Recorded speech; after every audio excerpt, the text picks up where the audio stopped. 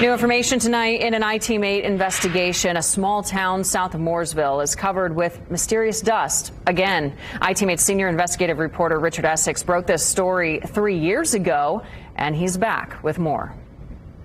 The dust is a gritty-like sand material that, according to the Indiana Department of Environmental Management, has been coming from a specialty concrete company south of Mooresville. IDEM has fined the company and sent them warning letters, but the dust keeps coming. I've been down to the facility several times over the past 3 years, and the company says that they're trying to do better and communicate with residents, but we still keep getting complaints. This spring was particularly bad, which is kind of what started all this. We were all getting nosebleeds. We were all getting very ill. I reported all of this to the EPA. The home Nicole Mead and her husband share is separated from the Arcosa specialty concrete plant by a 1,000-foot buffer. The buffer or easement was put into place by the Town of Brooklyn Board of Zoning in 2007.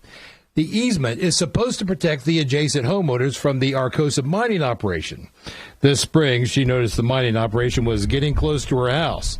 By her measurements, the company crossed over the line by almost 200 feet. Calls to the company were ignored, so she organized her neighbors on who to call at the EPA. I walked house to house down the road, and I was handing out phone numbers for people in the neighborhood to call. To start reporting these things, who to contact for the air pollution, who to contact for the land violations, how to file with the EPA, things like that.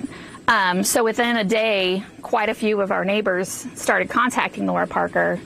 Her office actually said she was no longer accepting phone calls on the matter. So they just kept calling back, and I was like, you know what, that's fine for today, call back tomorrow. So that's what they did, and everybody kept on it, and she actually filed a cease and desist order with them, and they had to stop work, and they're going to have to replace all that land and trees. We flew our drone over the area. She says the area was supposed to have been left alone. The company has been ordered to replace what they removed. I'm not really sure the progress of that yet. I haven't heard back. Arcosa and the residents of Bethany Park have been at odds for a couple of years. I first showed you the gritty dust coming from the plant in March of 2020.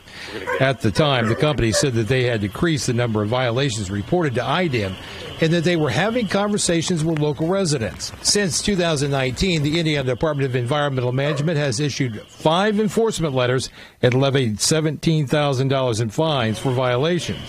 Mead says the fines and enforcement letters have had almost no effect on the dust coming from the plant.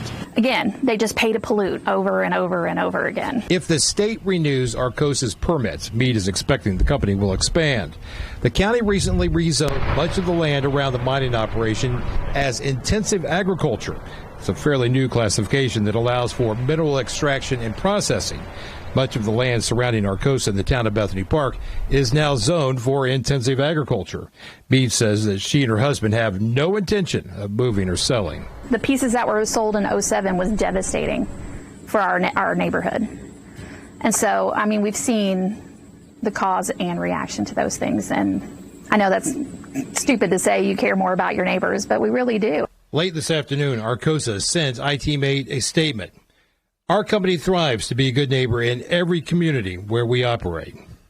Arcosa is asking the state to renew some of their permits that they need to operate the facility. Those permits are still under review by IDEM. In Indianapolis, Richard Essex, Wish TV, iTeammate.